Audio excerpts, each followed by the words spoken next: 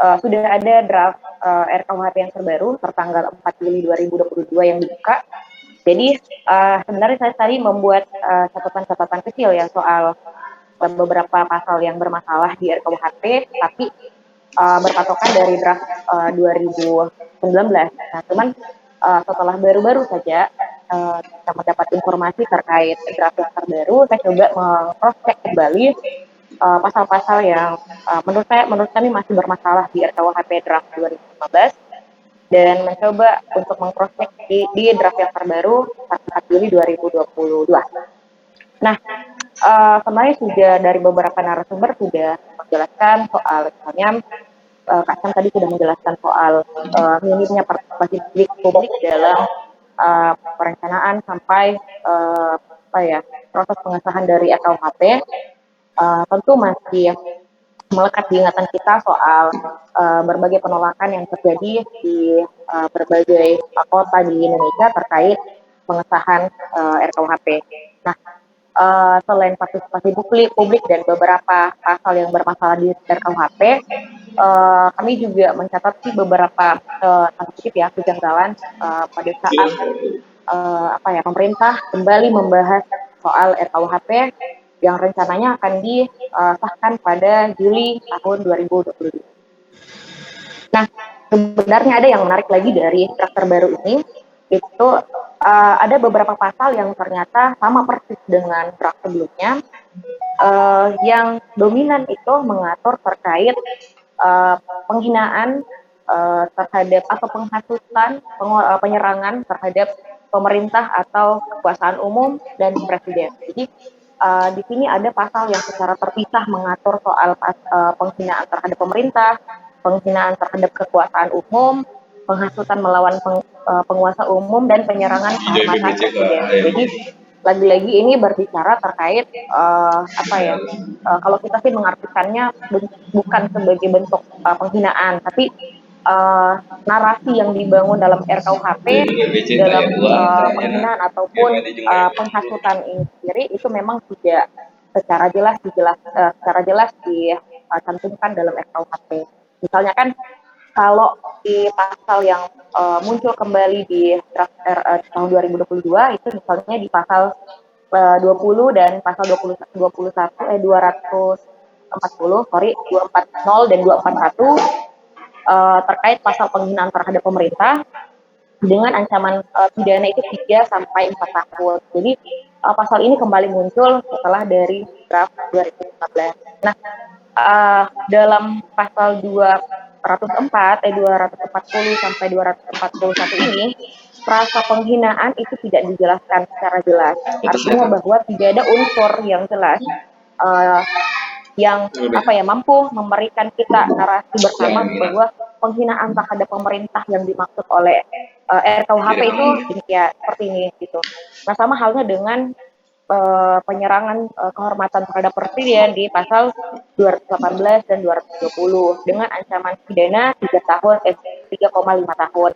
Ada juga penghasutan melawan penguasa umum, ancaman 4 tahun penjara, dan penghinaan kekuasaan umum dengan ancaman 3 tahun. Jadi memang rata-rata ancaman pidana dalam pasal penghinaan ini itu mulai dari 3 sampai 4 tahun. Nah, pemerintah kita benar-benar menunjukkan keseriusannya dalam memastikan bahwa dalam setiap kegiatan pemerintah tidak dijadikan objek kritik dari mahasiswa maupun dari masyarakat sipil itu sendiri. Nah, kenapa kami menjelaskan tadi bahwa tidak terdapat unsur yang jelas? Misalnya seperti ini. Contohnya untuk tindak pidana pencurian, jelas bahwa unsurnya ada mengambil barang milik orang lain dengan maksud untuk memiliki. Gitu. Jadi unsurnya jelas bahwa yang maksud dengan pencurian adalah ketika kita mengambil barang milik orang lain dengan maksud untuk. Jadi sedangkan di pasal penghinaan sendiri di 240 dan 241 itu kata atau frasa penghinaan sendiri tidak terdapat jelas. Jadi sewaktu-waktu beberapa pasal ini bisa saja ditafsirkan berbeda antara masyarakat sipil dengan pemerintah. Jadi lagi-lagi muncul narasi soal pasal karet di RKUHP. Jadi ini bisa jadi ancaman serius terhadap demokrasi di negara kita. Jadi, uh, bahkan sebenarnya jauh sebelum pasal ini diterapkan, teman-teman tahu bahwa hampir setiap tahun itu terjadi kasus penangkapan bahkan pembubaran aksi yang dilakukan oleh aparat penegak hukum yang kemudian proses hukumnya atau penegakan hukumnya itu tidak berjalan sesuai dengan apa ya yang terdapat dalam kitab undang-undang hukum acara pidana. Jadi uh, ada pembiaran yang dilakukan oleh pemerintah terhadap oknum-oknum ataupun aparat penegak hukum yang melakukan pembubaran terhadap masa aksi. Misalnya saja yang paling sering digunakan alasan untuk melakukan pembubaran, misalnya masa aksi yang melakukan penyampaian pendapat di muka umum itu tidak memiliki izin untuk menyampaikan pendapat di muka umum, alias tidak memiliki surat izin. Jadi memang sebenarnya apa ya penggunaan bahasa kata surat izin saja ini sudah bermasalah. Nah, tidak seseorang itu sebagai warga negara tidak memerlukan izin untuk menyampaikan pendapat di muka umum karena kebebasan untuk berekspresi menyatakan pendapat di muka umum lagi-lagi sudah dilindungi atau sudah terdapat sudah diatur dengan jelas dalam pasal 28 Undang-Undang Dasar Negara Republik Indonesia tahun 1945 sebagai konstitusi tertinggi negara kita. Nah, namun kemudian hal ini masih menjadi alasan yang selalu digunakan untuk kemudian membubarkan berbagai aksi-aksi. Nah, kekhawatirannya adalah nanti sebelum bahkan disahkan RKUHP dengan memuat pasal penghinaan pemerintah bahkan kehormatan terhadap presiden ini belum terjadi, tidak banyak sekali terjadi pembubaran massa aksi. Bagaimana nanti kalau misalnya RKUHP benar-benar disahkan? Tentu ini harus menjadi pertimbangan serius kita untuk kembali melakukan evaluasi dan kembali memastikan bahwa pasal-pasal yang dimaksud dalam RKUHP itu tidak mengancam kebebasan berekspresi dan pendapat dari setiap negara. Kemudian lagi-lagi soal kriminalisasi aksi demonstrasi itu kembali lagi masuk dalam pasal 363 dalam pasal 256 di RKUHP yang terbaru. Jadi tidak ada perubahan juga yang signifikan dalam draft yang terbaru. Yang paling menonjol juga ada dalam pasal 429. Kalau tadi soal kebebasan berekspresi dan berpendapat, di pasal 49 dia mengatur terkait penggelandangan. Jadi di pasal 429 ini seseorang yang kemudian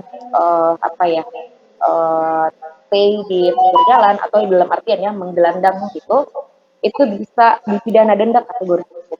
Nah, ini tentu bisa jadi permasalahan yang permasalahan yang penting untuk kita diskusikan kembali, apakah seberapa penting misalnya pemerintah kemudian melakukan pidana denda kepada gelandangan gitu. Contohnya saja misalnya di Kota Makassar, kita bisa melihat seberapa banyak misalnya baik itu dari orang tua, anak-anak yang menggelandang di hampir setiap lampu merah yang berada di sisi Kota Makassar. Nah, menurut kami ini adalah bentuk dari lepas tangan pemerintah atau tidak bertanggung jawabnya pemerintah terhadap pembangunan hak asasi manusia dari sektor negara. Karena pemerintah tidak melakukan penyelesaian akar permasalahan. Jadi sebenarnya kami menganggap bahwa memilih untuk tinggal di jalan, melakukan kegiatan mengamen dan seterusnya itu bukanlah pilihan itu bukanlah opsi gitu dari setiap warga negara. Itu adalah pilihan satu-satunya yang bisa saja dijalani untuk memastikan bahwa hari ini dia bisa makan, besok dia masih bisa makan, dan anak-anaknya masih bisa makan. Jadi kemiskinan yang terjadi itu kemudian tidak dijawab oleh solusi konkret dari pemerintah. Itu malahan masalah kemiskinan itu berujung dengan ancaman pidana denda kategori itu lewat pasal 429. Jadi pemerintah itu tidak menyelesaikan permasalahan dari akar pertanyaannya, tapi langsung memangkas teman-teman. Ini menurut kami adalah apa ya, iuran dan KPK untuk dan kembali merevisi jadi pasal 4 gitu. Nah, sebenarnya ada banyak sekali pasal yang kemudian perlu diproses kembali. Apakah memang sudah tepat untuk memasukkan poin-poin pasal tersebut? Karena berhubung juga draft terbaru juga baru dikeluarkan, kiranya ini bisa menjadi evaluasi bersama pada kita untuk kembali mengecek apakah sudah terdapat perubahan dari 2019 ke 2019. Nah, terkait dengan misalnya beberapa pasal yang bermasalah ini, tentu kita harus menentukan sikap apakah kemudian menyepakati RKUHP ini atau menunggu disahkan kemudian melakukan penolakan. Nah, dari beberapa media kemudian yang memuat soal berita RKUHP, banyak kemudian pernyataan muncul dari pihak pemerintah yang menjelaskan bahwa kalau misalnya ada suatu kebijakan, dalam hal ini ada undang-undang yang kemudian dilihat tidak sesuai dengan kebutuhan masyarakat atau bahkan bertentangan atau melanggar hak-hak dari setiap warga negaranya, silahkan pemerintah membebaskan masyarakat untuk melakukan gugatan atau dikenal dengan judicial review, entah ke Mahkamah Agung atau Mahkamah Konstitusi. Nah, cuman pertanyaan selanjutnya adalah tentu kita harus mempertimbangkan soal efektif atau tidaknya ketika misalnya undang-undang atau kebijakan ini kemudian disahkan dan kita melakukan judicial review atau menggugat kebijakan itu. Nah, menghitung-hitung misalnya saja kita masih berada pada fase masalah dengan undang-undang Omnibus Law, dan tentu yang saat ini masih berproses adalah menunggu hasil judicial review dari undang-undang Minerba dan beberapa undang-undang lainnya yang kemudian pada hari ini masih digugat oleh teman-teman dari.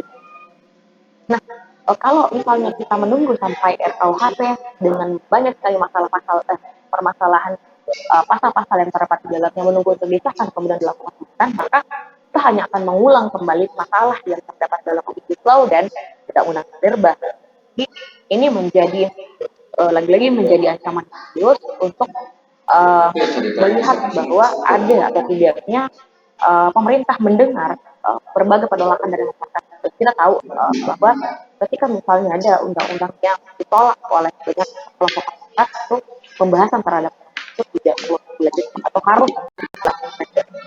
Dari 2019, 2020, 2021 sampai 2022, penolakan terhadap RKUHP masih terus dilakukan. Namun secara tiba-tiba pemerintah juga ternyata masih merapatkan barisan untuk terus melakukan konsolidasi untuk mengesahkan RKUHP.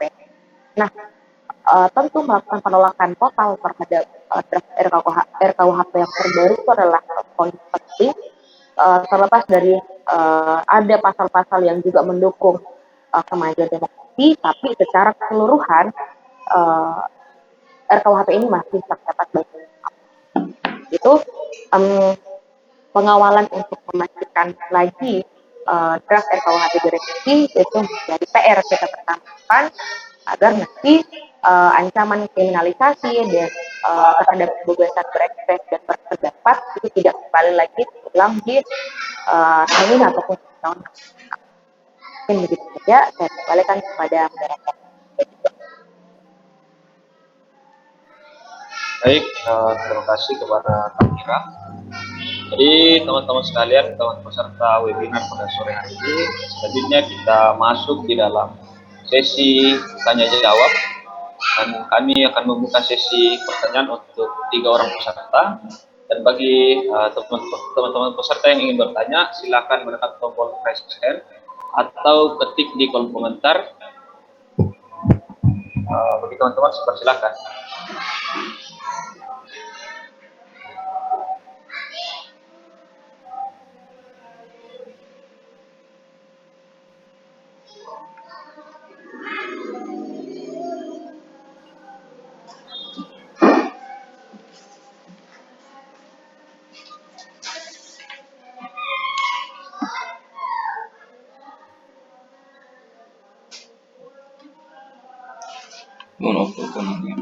Baik, teman-teman yang ingin bertanya, Silakan.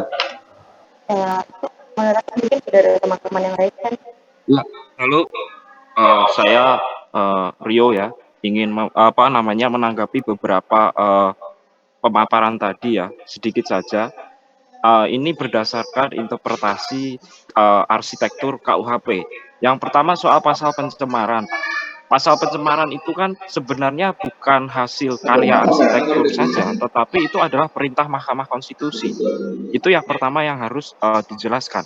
Waktu dulu itu adalah delik umum atau delik biasa, tetapi dalam amar putusan MK itu memerintahkan untuk diubah menjadi delik aduan.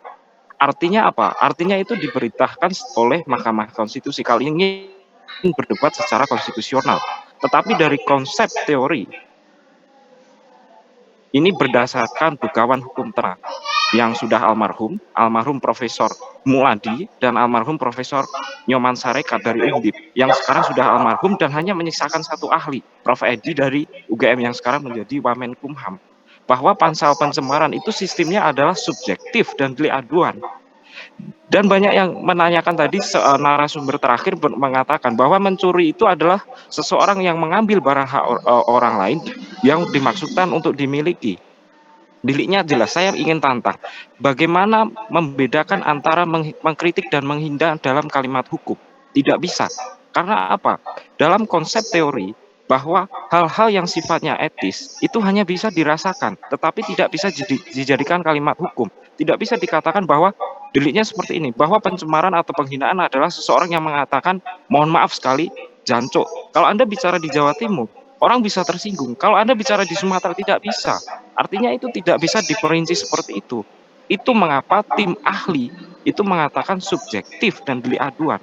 Itu berdasarkan perasaan atau rasa ketersinggungan seseorang. Itu tidak bisa diukur. Dan yang kedua, apakah pasal presiden dan wakil presiden itu adalah lembaga hukum? Saya mengatakan presiden bobrok gitu. Apa bisa dipidana? Nggak bisa. Kecuali saya mengatakan, Rio Presiden RI brengsek, saya yang lapor sebagai pribadi, bukan sebagai jabatan. Seperti kita mengatakan DPR bobrok, nggak bisa. Kecuali Rio anggota DPR brengsek, saya yang lapor, bukan DPR-nya yang lapor, begitu. Jadi yang dilindungi itu adalah tetap personal like itu seperti itu konsep dari segi teori.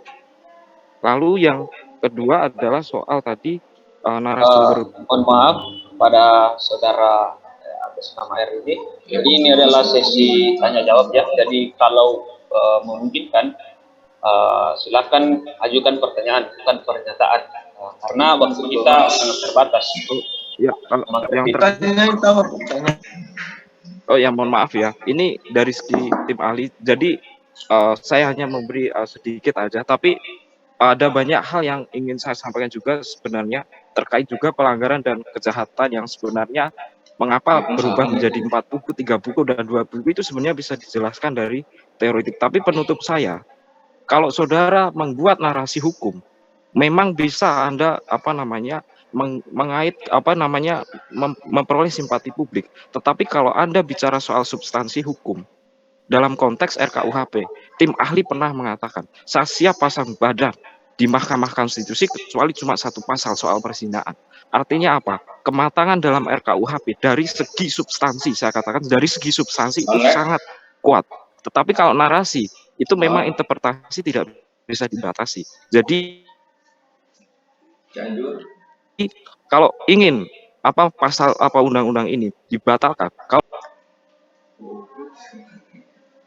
Oke, baik, karena ini merupakan sesi tanya jawab. Jadi mohon maaf saya matikan mikrofonnya. Oke, selanjutnya saya akan berikan sesi pertanyaan kepada saudara Adrian Widaya. Pada saudara Adrian, saya persilakan untuk bertanya. Silakan cantumkan untuk pertanyaan siapa tersebut diajukan. Terima kasih. Bismillahirrahmanirrahim. Terima kasih kepada moderator telah memberikan kesempatan dan terima kasih besar pula kepada para partisipan karena saya juga di sini selaku bagian daripada penyelenggara dan juga kepada narasumber. Ada kurang lebih 4 orang dengan background yang berbeda-beda telah memberikan sudut pandang yang berbeda-beda pula melalui TOR yang telah disediakan, dan tentu itu sangat memberikan pencerahan kepada kita semua. Ini sedikit ingin meminta pendapat dari salah satu narasumber, dalam hal ini Bapak Arif, ya Bapak Arif, selaku narasumber pertama tadi. Kan sekarang di antara beberapa polemik yang ada, salah satu yang dianggap sangat darurat atau emergensi adalah RKUHP itu. Mulai dari draftnya yang belum ada kemarin-kemarin, sampai pada pasal-pasalnya yang dianggap kurang atau keliru bagi beberapa orang. Nah, mengenai pasal-pasal yang kemudian dianggap keliru atau dianggap masih perlu dibahas, saya rasa itu sangat relatif, dalam artian tergantung dari kacamata siapa. Tentu pemerintah dengan masyarakat biasa itu berbeda pandangannya terkait mana pasal yang bermasalah. Ada beberapa pasal yang ada di antara 14 itu yang menurut saya pemerintah maupun kekuasaan umum itu tidak menganggap bermasalah, tapi warga negara menganggap itu bermasalah. Iya. Dan selain daripada itu pula, banyak sekali yang perlu kita bahas, seperti santet terkait dengan bagaimana formilnya dan lain sebagainya. Nah, masuk kepada pertanyaan, saya pribadi ingin mendengarkan pandangan dari Pak Arif terkait dengan isu pasal yang bermasalah. Kira-kira menurut Pak Arif sendiri ini, izin Pak, kira-kira yang paling mengancam kepentingan umum, mengancam terwujudnya kesejahteraan, atau yang berpotensi melahirkan disparitas hukum, itu kira-kira yang mana Pak dari pasal-pasal yang ada itu? Ya mungkin itu saja, moderator. Terima kasih kesempatannya. Terima kasih kepada saudara Adrian. Selanjutnya saya persilakan kepada Bapak Muhammad Arif untuk langsung menjawab pertanyaan dari saudara Adrian mengenai ulasan pertanyaan mengenai apa saja pasal-pasal dalam draft RKUHP yang berpotensi menghasilkan disparitas hukum dan mengancam kebebasan hak masyarakat. Persilakan. Ya, jadi begini, ada 14 klausul ya yang beredar di media mainstream maupun media elektronik yang menyangkut pasal-pasal krusial yang menjadi cakupan yang harus diperhatikan dalam pembahasan. Draft yang beredar itu adalah draft tahun 2019 yang ditolak ya dan tidak jadi dibatalkan. Sehingga patokan kami narasumber untuk membahas masih draft yang lama itu. Salah satu narasumber tadi sudah menyampaikan ada draft terbaru per tanggal 4 Juli. Memang jauh lebih baik kalau kita sudah memegang draft itu baru kita berdiskusi di sini. Tetapi saya pikir begini ya membahas 14 isu itu dengan waktu yang dipersilahkan oleh panitia 15 menit saya kira mustahil ya. Itu sudah disclaimer dari awal saya sudah sampaikan. Jadi membahas 14 pasal itu. Yang urgen menurut saya kalau seperti hukuman mati saya kira itu pembahasan klasik ya. Itu kita sudah kenyang membahas itu. Yang paling urgen menurut saya adalah penghinaan terhadap presiden maupun wakil presiden. Mahkamah Konstitusi sudah memberikan batasan secara tegas tentang pasal ini. Ya, di pasal 134, pasal 136, 137 KUHP existing ya, itu sudah memberikan limitasi tentang warga negara atau rakyat yang mencoba melakukan penghinaan terhadap presiden maupun wakil presiden. Saya setuju dengan penanya pertama tadi bahwa jabatan itu tidak bisa kita letakkan penghinaan padanya, kecuali pejabatnya. Yang menjadi persoalan dan concern Mahkamah Konstitusi adalah jika dia diletakkan pada pejabatnya, Joko Widodo misalnya sebagai pejabat Presiden Republik Indonesia, maka ada pasal 1310, ada pasal 310 ya, tentang penghinaan pribadi. Mahkamah Konstitusi menekankan bahwa tidak boleh ada privilege terhadap pejabat presiden. Kedudukan Presiden Joko Widodo sebagai pribadi sama dengan kedudukan Muhammad Arif sebagai warga negara. Sama dengan kedudukan Taufik Hussain misalnya sebagai warga negara. Jadi tidak bisa ada pemilahan antara perbuatan pidana yang ditujukan kepada Presiden Joko Widodo sebagai pribadi, sebagai persona, dan presiden dan masyarakat seperti saya, Muhammad Arif. Pasal yang dikenakan terhadap Muhammad Arif yang dihina dengan Presiden Joko Widodo sebagai pribadi itu harus pasal yang sama. Ya, tidak ada privilege, tidak ada perbedaan di mata hukum buat setiap person. Pembukaan Undang-Undang 45 sudah memberikan batasan tujuan negara itu adalah melindungi segenap bangsa Indonesia dan seluruh tumpah darah Indonesia. Yang ditujukan di situ adalah persona, bukan jabatan, ya, bukan negaranya. Contoh-contoh yang dikemukakan tadi, kalau dikatakan DPR itu buta dan tuli, itu sulit menerjemahkan. Ya, apakah DPR bisa terhina? Yang merasa terhina itu adalah persona atau pribadi-pribadi yang ada di dalam lembaga tersebut. Sehingga kalau itu yang harus digunakan, maka tidak boleh ada privilege, tidak boleh ada pengecualian, tidak boleh ada pengkhususan. Yang digunakan adalah satu pasal yang sama.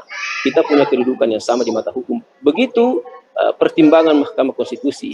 Bahkan di akhir sebelum amar putusan, Mahkamah Konstitusi menerangkan dengan jelas bahwa dalam rancangan KUHP ya tidak boleh ada pasal serupa, tidak boleh ada pasal yang mirip dengan ketentuan pasal 134, 136, 137 tadi.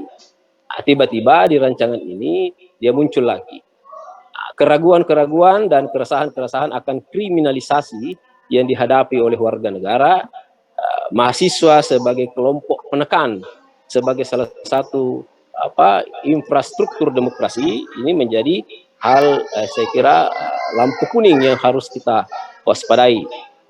Yang menjadi persoalan adalah, saya tekan kembali, rancangan undang-undang ini sudah masuk di pembahasan tahap kedua. Pembahasan tahap kedua berarti semua tahapan-tahapan sosialisasi, diskusi publik, focus group discussion itu sudah dilalui. Tahapannya tinggal ketuk palu. Itu kendala utama ya kalau kita bicara sekarang. Dihentikan pada tahun 2019 itu di tahapan pembahasan kedua. Saya kira moderator mungkin itu yang paling krusial untuk kita hadapi sekarang. Jadi jangan sampai kritik-kritik yang kita tujukan kepada pemerintahan menjadi multitafsir. Sudah cukuplah ya, kewenangan-kewenangan subjektif diserahkan kepada penyidik dalam hal misalnya penahanan, dalam hal misalnya penetapan tersangka. Kewenangan subjektif itu diberikan, termasuk penafsirannya.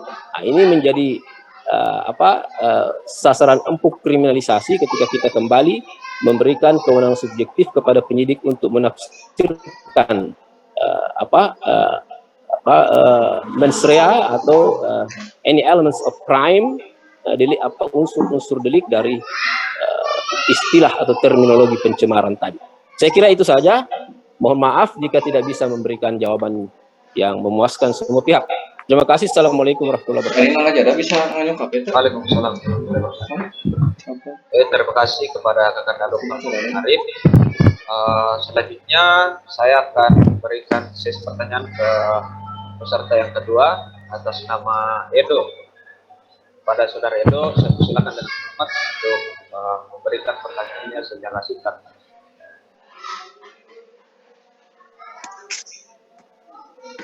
Oke, baik. Jadi assalamualaikum warahmatullahi wabarakatuh. Melihat daripada diskusi kita pada hari ini yang terkait daripada pasal-pasal yang kontroversial, yakni tentang kritikan terhadap penguasa. Menurut saya di dalam analisis kritis saya bahwa di dalam putusan suatu pemangku jabatan untuk mengeluarkan suatu kebijakan, pasti di dalamnya ada seorang diktator politik. Karena demokrasi tanpa adanya kesadaran moral dalam diri para aktor politik sama saja bohong dan omong kosong. Pemerintah yang diktator sekalipun bisa jauh lebih baik jika dia bermoral ketimbang pemerintah yang demokratis tapi tidak moralitas. Saya ingin mengatakan bahwa pidato daripada Muhammad Hatta, dia mengatakan bahwa diktator kadang-kadang perlu untuk menyelamatkan suatu negara dari kekacauan. Ketika kita melihat apa yang menjadi rancangan undang-undang kitab hukum pidana di dalam suatu pasalnya yang terkait daripada menyalahi daripada demokrasi di Indonesia, itu menurut saya adalah suatu tindakan yang dilakukan oleh pemerintah dalam menekan tingkat daripada moralitas yang berkembang di dalam masyarakat. Karena Baik, Saudara Edo, mohon maaf sebelumnya. Silakan Saudara Edo langsung masuk ke inti pertanyaan karena kita dibatasi oleh waktu. Terima kasih. Oke, oh ya, baik. Langsung saja kepada pertanyaan terkait di dalam pasal 49 yang dari tadi disebutkan oleh Ayunda daripada LBH Makassar yang tentang gelandangan yang akan diberikan sanksi. Saya ingin meminta pendapat daripada Ayunda, apakah dari pasal tersebut apa yang mengandung kontroversial daripada moralitas daripada pemangku jabatan. Oke. Baik, terima kasih atas pertanyaannya. Selanjutnya saya persilakan kepada Kak Ira dari LBH Makassar untuk menjawab pertanyaan mengenai muatan dari pasal 49 yang disampaikan oleh Saudara Edo. Silakan. Oh ya, terima kasih. Sebenarnya tadi ada pertanyaan yang pertama sebenarnya yang belum terjawab yang sempat diingat sama moderator soal membedakan menghina dan mengkritik, menarasikannya secara hukum. Jadi kalau mengkritik itu lebih ke penyampaian informasi berbasis data dan ditujukannya kepada jabatan atau instansi. Misalnya kalau presiden adalah presiden sebagai kepala negara, jadi yang dikritisi adalah jabatan presidennya bukan Jokowinya. Jadi itu bedanya dengan menghina. Kalau menghina misalnya dia lebih ke fitnah dan lebih ke pernyataan yang tidak berbasis informasi yang valid, tidak berbasis data.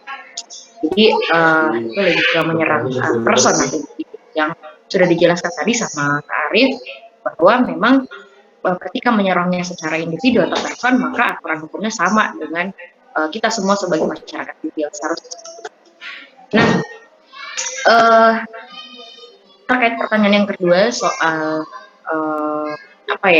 urgennya atau pro kontranya dari pasal 49, sebenarnya yang yang perlu dikritisi dalam pasal ini seperti yang saya bilang sebelumnya bahwa pemerintah tidak menyelesaikan akar permasalahan kemiskinan itu dari bawah gitu. Jadi ketika misalnya ada gelandangan yang dilakukan oleh pemerintah entah melalui Satpol PP ataupun perangkat negara lainnya, itu kemudian akan dipidana dan dikenakan pidana denda kategori 1. Nah, dalam artian seperti ini, kita perlu mencari tahu, kita perlu mengcross-check bahwa kenapa seseorang akhirnya memilih untuk tinggal di jalan, dan kenapa seseorang akhirnya memilih untuk menjadi peminta-minta, pengemis, atau misalnya pengamen di jalan.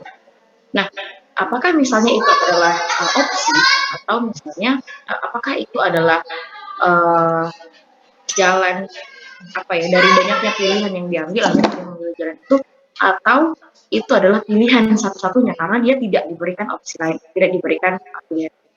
Nah, atau misalnya begini, ada pengemis kemudian yang memilih untuk tinggal di jalan, terus melakukan kegiatan pengemis dengan nyanyi, ngamen, bilang lampu merah. Kemudian ternyata setelah mencari tahu kenapa memilih di jalan, oh akhirnya dia memang tidak memiliki rumah. Tidak memiliki rumah. Kenapa misalnya dia tidak memiliki rumah? Oh, memang dia tidak punya cukup uang untuk memenuhi fasilitas itu. Kenapa dia tidak punya uang? Oh, saya tidak memiliki pekerjaan. Kenapa tidak memiliki pekerjaan? Banyak kemudian tempat-tempat perusahaan itu hanya menerima orang-orang yang bekerja itu berdasarkan verifikasi, misalnya dia memiliki ijazah atau memiliki pengalaman, memiliki skill yang mapan untuk diterima di satu tempat kerja. Nah, kenapa misalnya dia akhirnya tidak memenuhi standar itu? Oh, ternyata dia tidak pernah merasakan yang namanya bangku pendidikan, tidak pernah bersekolah. Kenapa dia tidak bersekolah? Jadi narasi itu yang seharusnya mencari akar permasalahan dari kemiskinan, bukan dengan memidanakan orang-orang yang sudah mengalami proses pemiskinan. Jadi kami menamakannya dengan proses pemiskinan karena ada tanggung jawab dari pemerintah, ada tanggung jawab negara, kemudian yang tidak dilakukan secara maksimal menyebabkan orang akhirnya miskin secara ekonomi dan tidak bisa mencapai taraf kesejahteraan hidup. Karena kita tahu bersama bahwa jelas setiap warga negara berhak atas kesejahteraan hidup, berhak atas rumah yang layak, berhak atas pendidikan, berhak atas jaminan sosial, berhak atas akses kesehatan. Nah, hak-hak ini kemudian menjadi bagian dari pemerintah yang seharusnya bisa ditindaklanjuti atau bisa dipertanggungjawabkan. Jadi tidak dengan serta-merta langsung melakukan pemidanaan terhadap orang yang kemudian hanya punya pilihan satu-satunya untuk tinggal di jalan. Jadi pemerintah lagi-lagi menyelesaikan tanggung jawabnya itu tidak dengan menyelesaikan akar masalah, tapi dengan justru melakukan pemidanaan terhadap korban kemiskinan. Jadi kemiskinan yang terjadi terhadap orang-orang Belanda ini tidak hanya menjadi kemiskinan tunggal, gitu. Dia punya relasi dengan pemerintah. Kalau kami menamakannya sebagai kemiskinan yang struktural. Nah, ya mungkin itu yang jadi urgennya kenapa kemudian pasal ini yang menurut kami jadi sangat kontroversi.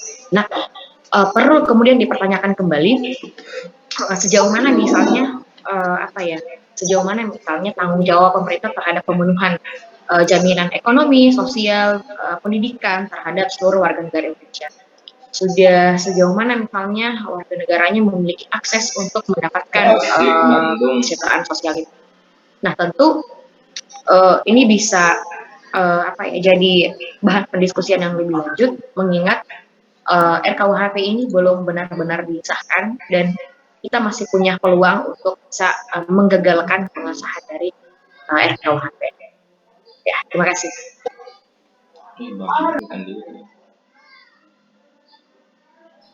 Baik, terima kasih atas jawaban Kak Mira Yantiandip.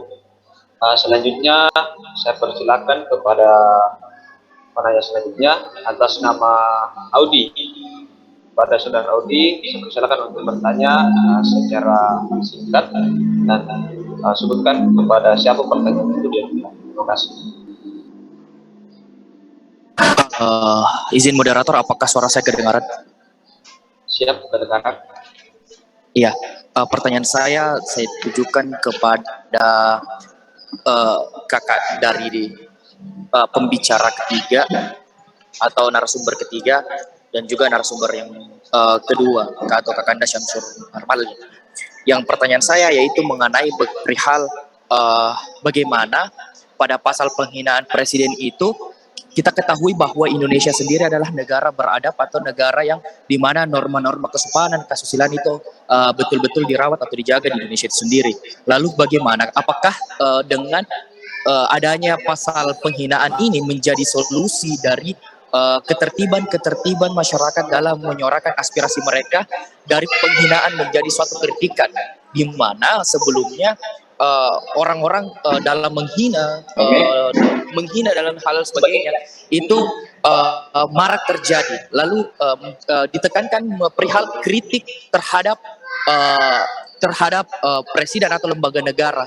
Itu pertama. Dan yang kedua menurut saya pertanyaan saya yaitu mengenai eh, maksud dari kebebasan yang dikebiri ini itu apakah perihal kebebasan dari freedom of speech atau bagaimana pendapat-pendapat orang mengenai penghinaan? Apakah dengan halnya memberikan suatu kritikan yang logis atau kritikan yang bisa menjadi suatu ketertiban, menjadi solusi, tetapi dengan hadirnya suatu penghinaan-penghinaan itu menjadi suatu problem yang problem bagi penegak hukum dalam menertibkan dalam menertibkan keadilan, kepastian dan kemanfaatan. Terima kasih. Oke, baik, terima kasih. Pertanyaan dari saudara Audi. Dan bagi narasumber, baik itu dengan Dasar Sukamdin maupun dengan Dasar Salim, saya persilakan hanya untuk satu orang penjawab dari narasumber karena waktu kita yang terbatas. Saya persilakan dengan hormat untuk menjawab pertanyaan dari saudara Audi.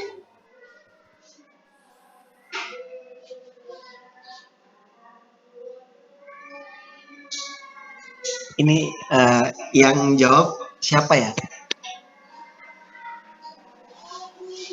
Baik itu Kakanda Syamsul Marlim maupun Kakanda Syamsul Salim, bisa salah satunya ataupun kedua-duanya, tapi secara singkat, mohon maaf karena waktu kita terbatas. Terima kasih. Mungkin silakan Pak Direktur mungkin.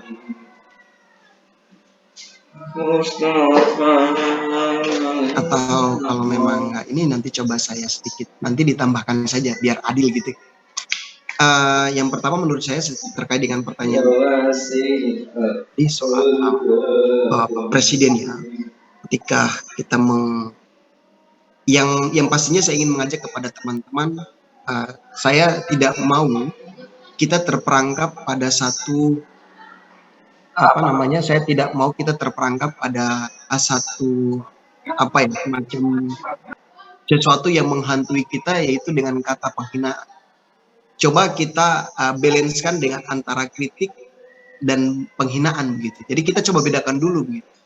Kita samakan lalu kita bedakan coba soal. Kalau dari tadi kita berdebat soal penghinaan, maka saya yakin kita memiliki interpretasi tersendiri soal menghina.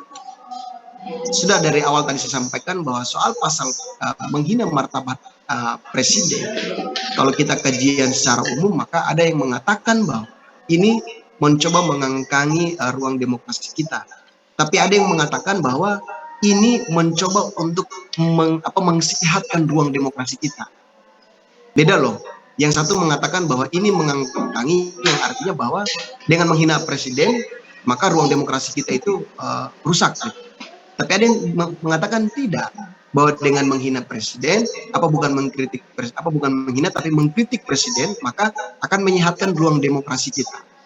Jadi sudah barang tentu kita mampu membedakan. Menurut saya secara pribadi, kalau dengan kata menghina, saya secara pribadi itu tidak sepakat dalam ruang demokrasi apapun. Kenapa? Karena kita agak berbeda dengan misalnya Eropa ataupun Amerika. Kalau di Amerika kan teman-teman tahu sendiri, seorang nenek saja duduk di depan gedung putih, dia bilang ke presiden Amerika, number one teroris, orang nomor satu teroris itu adalah presiden Amerika. Nah, yang menjadi pertanyaan begini, kalau kata presiden itu teroris, kalau di Indonesia bagaimana? Bagaimana pendekatan bahwa mengatakan presiden itu teroris? Contoh, kalau misalnya orang mengatakan bahwa oh iya, dibilang presiden itu teroris. Kenapa? Karena mungkin misalnya contoh ya, mohon maaf, karena ini diskusi ruang dialektika, dicontohkan dengan Papua misalnya. Ada Papua di sana, oh ada ternyata ada warga dengan misalnya tentara ataupun polisi saling tembak-tembakan gitu. Di sana ada pelanggaran HAM misalnya. Sehingga ada yang mengatakan bahwa oh ternyata karena tentara dan polisi itu perwakilannya itu adalah pemerintah, dalam hal ini adalah penegakan hukum yang dibawa komandoi oleh presiden, itu adalah komando tertinggi adalah presiden. Lalu orang mengatakan bahwa you presiden number one teroris misalnya. Kamu adalah teroris dunia, kamu adalah nomor satu teroris di Indonesia misalnya, karena ada kasus Papua misalnya. Nah lalu itu yang menjadi pertanyaan adalah kritik atau menghina. Nah kalau kita mengambil secara positif, maka itu yang disebut dengan kritik, karena ada fakta gitu. Tapi faktanya perlu harus diverifikasi apakah itu memang benar-benar lahir sehingga ada yang namanya gerakan untuk saling adanya dua kelompok ini saling membantai atau seperti apa, kan begitu. Nah, ini yang saya ingin mengajak kepada teman-teman bahwa menurut saya bahwa adanya pasal ini ataupun tidak, itu menurut saya secara pribadi itu tidak jadi soal sebenarnya. Biarkanlah kita hidup dalam ruang demokrasi yang seperti ini, yang artinya tidak ada pasal itu tidak jadi soal. Toh ada pun menurut saya ada nilai plus minus di situ.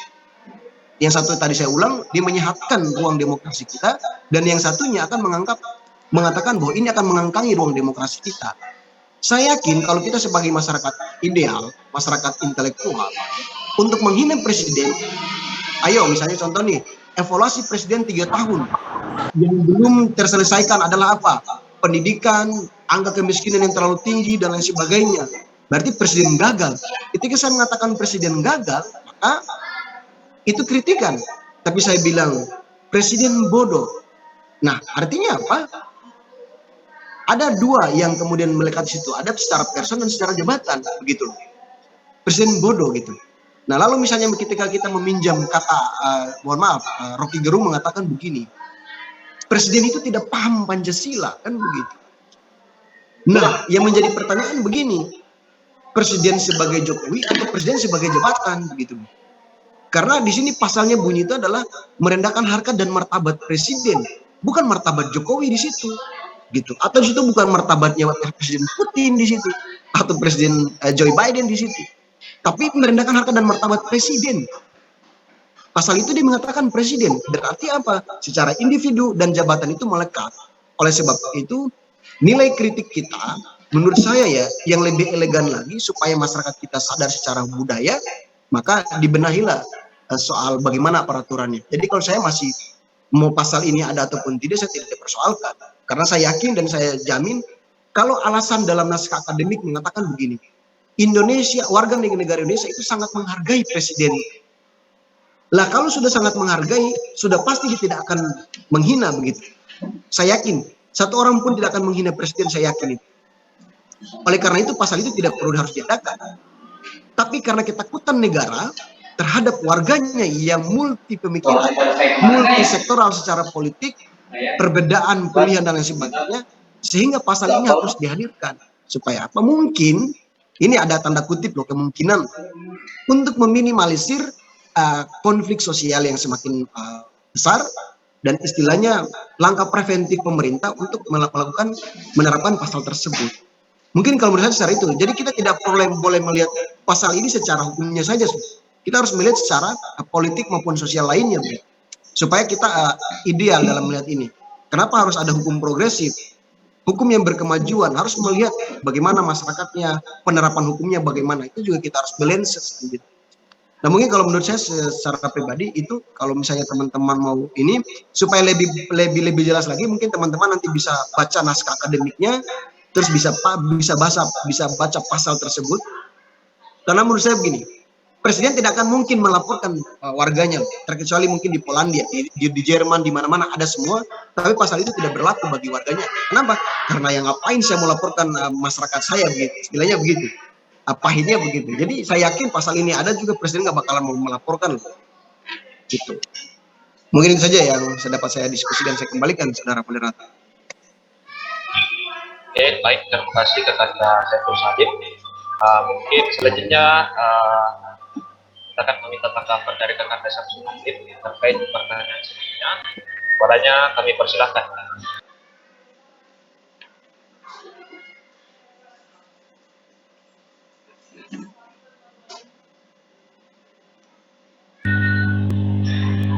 Mohon maaf Kak, suara tak ada kedengaran. Kedengarannya? Oh iya, baru kedengaran. Jadi baik, terkait pertanyaan Audi tadi mengenai klausul penghinaan di RKUHP di pasal 218 itu terhadap presiden maupun wakil presiden, saya pikir tadi sudah secara rigid juga sudah dijelaskan oleh Pak Dr. Muhammad Arif bahwa klausul penghinaan ini sebenarnya sudah ada di KUHP yang sedang berlaku ini sekarang, dan itu kemudian tafsirannya sudah ditafsirkan oleh Mahkamah Konstitusi melalui putusannya. Nah, jadi kalau misalnya ini masuk lagi di klausul pasar RKUHP ini, berarti ini bukan suatu kemajuan, tetapi suatu kemunduran, karena itu sudah ditafsirkan oleh Mahkamah Konstitusi bahwa terkait penghinaan terhadap presiden itu tidak boleh dimasukkan lagi ke dalam KUHP. Kemudian terkait dengan pengaturan atau instrumen hukum pidana ini dalam bentuk pengaturan undang-undang hukum pidana, ini merupakan salah satu bentuk state obligation atau kewajiban negara untuk melindungi warga negaranya. Ini adalah bentuk perlindungan terhadap jaminan hak asasi manusia kepada warga negaranya. Saya pikir mengenai pengaturan ketika ini berkenaan dengan ekspresi atau pendapat warga negara yang dilakukan oleh masyarakat, ini tentunya sudah diatur. Ada undang-undang tersendiri yang mengatur mengenai kebebasan berekspresi dan menyampaikan pendapat di muka umum. Sehingga ketika misalnya ini dimasukkan bahwa klausul pasal penghinaan ataupun penghasutan di dalam RKUHP ini merupakan bentuk adanya, saya pikir ini akan menjadi ruang untuk adanya kriminalisasi. Jadi negara atau melalui perangkat kerasnya akan sangat mudah untuk melakukan upaya-upaya kriminalisasi ketika misalnya suatu gerakan, misalnya mahasiswa lagi berdemonstrasi, dianggap bahwa demonstrasi ini masif terjadi karena adanya suatu penolakan kebijakan, sehingga instrumen ini bisa dijadikan sebagai alat untuk membungkam gerakan ataupun pendapat kelompok masyarakat yang melakukan aksi demonstrasi. Jadi saya pikir jikalau klausul pasal ini akan menimbulkan suatu multitafsir atau ketidakpastian di dalam pengaturan mengenai apalagi negara kita ini adalah negara yang sangat memegang prinsip demokratis, maka sebaiknya ini tidak dimasukkan ke dalam klausul pasal di RKUHP yang baru ini untuk guna pembaharuan hukum ke masa yang akan datang. Karena kenapa? Sudah sangat jelas bahwa negara kita adalah negara demokratis, suatu kritik ataupun misalnya suara dan pendapat dari masyarakat itu merupakan suara penyeimbang dari suatu proses demokratisasi yang ada di negara kita. Saya pikir itu. Kemudian perlu kita pahami bersama bahwa penyampaian pendapat ini tidak bisa dibungkam oleh negara melalui perangkat kerasnya, melalui suatu pasal di RKUHP ini, karena kapan misalnya pembungkaman demokrasi itu kemudian diselipkan dalam suatu pasal di RKUHP ini saya pikir merupakan suatu indikasi pelanggaran HAM yang terjadi, karena pendapat itu yang berbentuk kritik ataupun misalnya suara-suara atau aspirasi dari masyarakat, baik dari kelompok mahasiswa, NGO maupun masyarakat umum, itu salah satu bentuk jaminan hak asasi manusia yang harusnya dilindungi oleh negara kita. Saya pikir itu yang perlu teman-teman kawal ke depan. Saya pikir perjalanan pembentukan perundang-undangan ini tetap tidak boleh kita lengah terhadap pemantauannya, karena terbukti legislatif kita di DPR secara legislatif maupun pemerintah di pusat secara eksekutif itu sangat lemah dibilang kualitas legislasinya. Apalagi kita lihat bahwa prosedur yang diambil oleh pemerintah kita baik eksekutif maupun legislatif dari kemarin-kemarin itu menimbulkan polemik di masyarakat. Saya takutnya ketika misalnya DPR bersama pemerintah itu kemudian mengesahkan secara terburu-buru, maka akan berakibat adanya judicial review ke Mahkamah Konstitusi, baik uji formil maupun uji material. Dan saya sudah sampaikan tadi bahwa salah satu bentuk untuk menilai apakah kualitas undang-undang atau produk perundang-undang yang dibentuk oleh pemerintah itu berkualitas atau tidak, kita lihat bahwa dengan adanya respon dari masyarakat untuk melakukan uji materi maupun uji formil. Dan untuk mengantisipasi itu lebih baik DPR bersama pemerintah kemudian melihat dan mempertimbangkan terkait klausul pasal yang menjadi sangat kontroversi di masyarakat, khususnya mengenai delik pasal 218 mengenai penghinaan terhadap presiden dan wakil presiden. Kita tidak bisa melihat presiden itu secara spesifik dispesialkan dalam artian subjek di RKUHP itu, tetapi prinsip equality before the law, prinsip persamaan kedudukan itu tetap harus dikedepankan dalam penentuan pasal dalam RKUHP ini. Ini untuk pembaharuan dan pemajuan, karena RKUHP ini memang sebenarnya sudah lama diidam-idamkan, merupakan jus constituendum yang sangat lama diidamkan oleh masyarakat Indonesia. Jangan sampai terselipnya pasal 218 dan beberapa klausul pasal kontroversial justru ini akan melemahkan dan membuat adanya suatu penafsiran-penafsiran lain di kemudian hari terkait kitab undang-undang hukum pidana ini. Apalagi kualitas penegak hukum kita sekarang ini belum semua mampu berjalan secara ideal. Masih banyak terjadi biasanya proses-proses kriminalisasi di lapangan. Contoh misalnya adanya aksi-aksi demonstrasi yang masih banyak kasus-kasus penangkapan aktivis dengan pasal-pasal yang sifatnya karet atau multitafsir. Itu dari saya, sebaiknya teman-teman tetap mengawal, tetap menyuarakan perjalanan pembahasan RKUHP ini, walaupun tadi informasi dari Pak Dr. Arief bahwa ini sudah masuk ke tahap kedua, sudah masuk tahapan pengesahan, tetapi kita tidak luput dari ikhtiar kita untuk tetap memperjuangkan suara-suara masyarakat, baik itu di LKBMI, Permahi, dan kita semua sebagai masyarakat dan bangsa Indonesia. Terima kasih atas undangannya di forum ini. Sehat dan sukses selalu. Wabillahi taufik wal hidayah. Wassalamualaikum warahmatullahi wabarakatuh. Waalaikumsalam.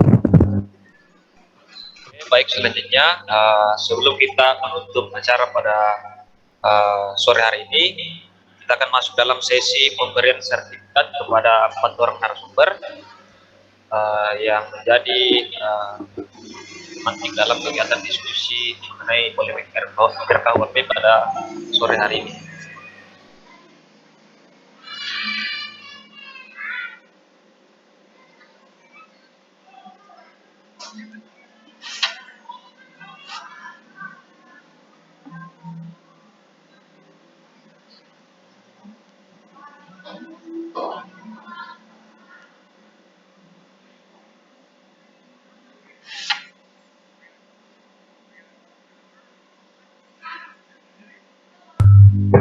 Baik, ini adalah sertifikat yang kami persembahkan kepada Kakanda Dr. Muhammad Arief, SHMH, atas kesempatannya dalam kegiatan webinar pada sore hari ini. Terima kasih Kakanda.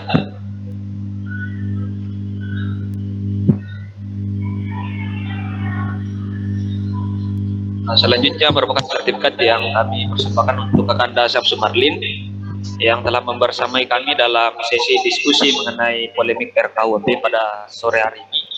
Kami ucapkan terima kasih, Kasem. Sama-sama, sukses selalu.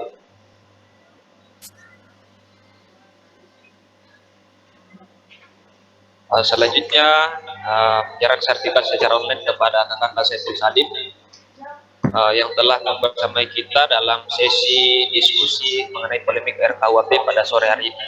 Terima kasih Kakanda Saiful. Sehat selalu. Sehat selalu ya untuk semuanya. Selanjutnya sertifikat ini kami persembahkan kepada Ayunda Miriam Yamin dari LBH Makassar. Mengucapkan banyak terima kasih kepada Ayunda atau yang akrab disapa Kak Mira atas kesempatannya. Semangat teman-teman, tolak RKUHP.